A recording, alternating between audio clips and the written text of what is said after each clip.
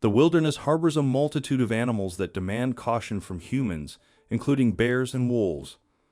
Unsuspecting individuals enjoying nature are at risk of harm from these predatory creatures. Consequently, hunting has emerged as a controversial practice adopted by many to regulate the population of such dangerous animals. While some condemn hunting as a cruel method to deter predators from encroaching upon human settlements, others view it as a necessary measure to safeguard not only human lives but also livestock. One prominent advocate of hunting was a man named John Owens, who was born and raised in Wisconsin, USA. John's lifelong fascination with hunting was nurtured by the lush woods enveloping his home, influenced by his father, an ardent hunter who imparted his extensive knowledge of animal tracking and hunting to his son. As John matured, he embarked on regular hunting expeditions, either alone or accompanied by family members. Throughout his 3 decades of trapping, John captured a diverse range of animals, including Canada lynxes, red foxes, coyotes, and bobcats. However, his motivations extended beyond mere enjoyment or the pursuit of trophies. Instead, John hunted animals like foxes and coyotes in order to help out local farmers who had to protect their livestock from these predators. He would often use humane traps that would hold the animals without hurting them. He would then take the animals from their traps and release them away from the farms so that the livestock was kept safe. Even though he tried to be as humane as possible, John wasn't a fool. He always made sure to keep his gun on him just in case he ran into more dangerous animals such as bears or in case a situation got a bit out of control. Little did he know that he would end up thanking himself for his cautious nature. The day had started off quite normally for John. He had arranged with his father and one of his friends to go out into the woods for the day. The 3 men headed off into the forest and decided to follow some obscure trails in order to get to their favorite hunting spot. It was a crisp and clear day, one that John was greatly enjoying as he took in the fresh air and the scent of the pine trees all around him.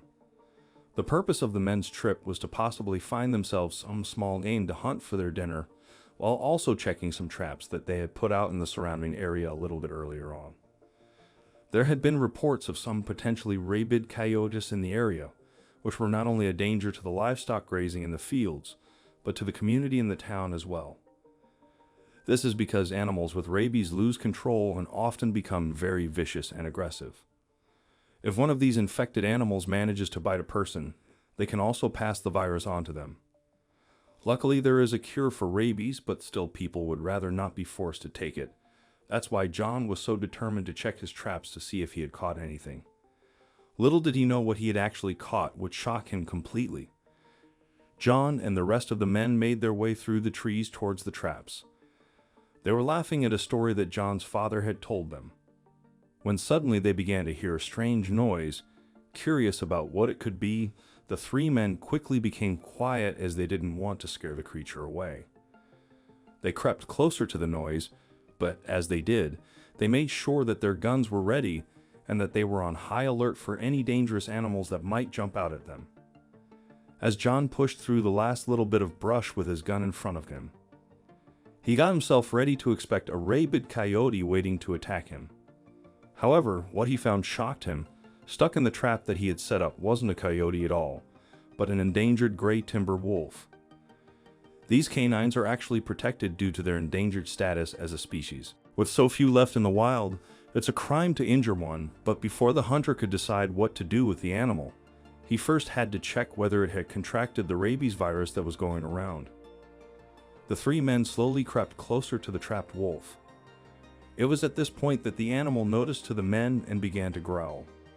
It was scared and worried that it was about to be hurt, but as far as John could tell, it didn't look rabid. John stopped walking and stayed as close to the wolf as he thought was safe. He didn't want to get in range of its sharp teeth and claws if he could help it, but as he began to talk to his father and his friend, the 3 hunters soon realized that they now had a big problem on their hands. They couldn't simply leave the wolf in the trap, as it could either die from thirst and exposure or try and bite its own foot off, which again would lead it to bleeding out. However, John also knew that animal control would be no help either, as it would take them too long to get where the wolf was and something terrible could happen to it. With no one else able to help them, John knew what he had to do. He went to grab a large panel of plywood from the truck.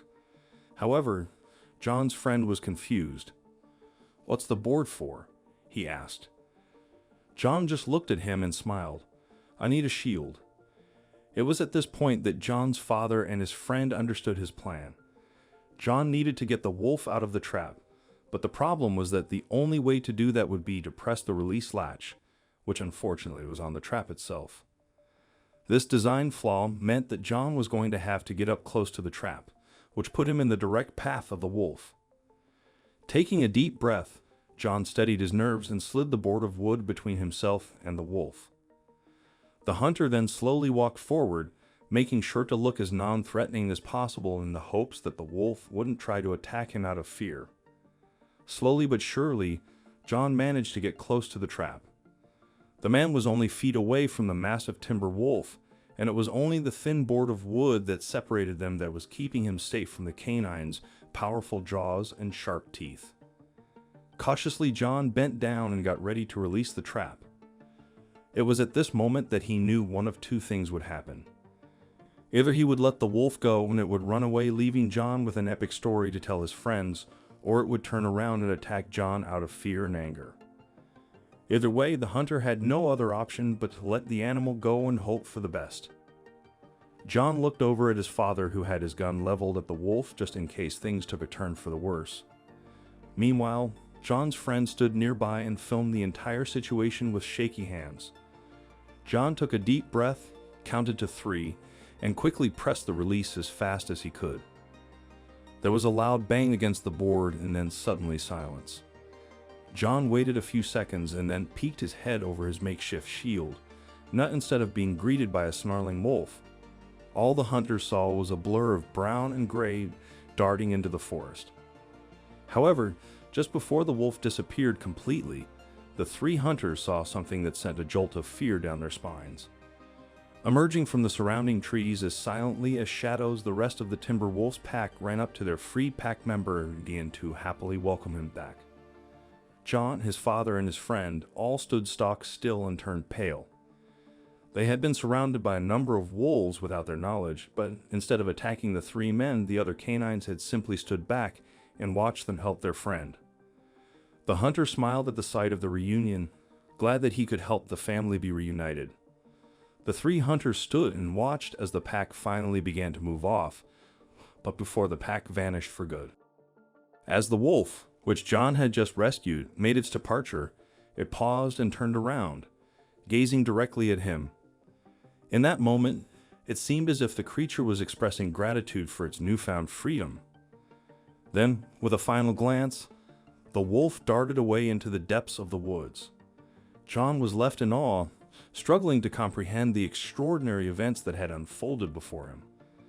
It was a tale so remarkable that he knew no one else would believe it, but it etched itself deeply into his memory, destined to remain with him forever.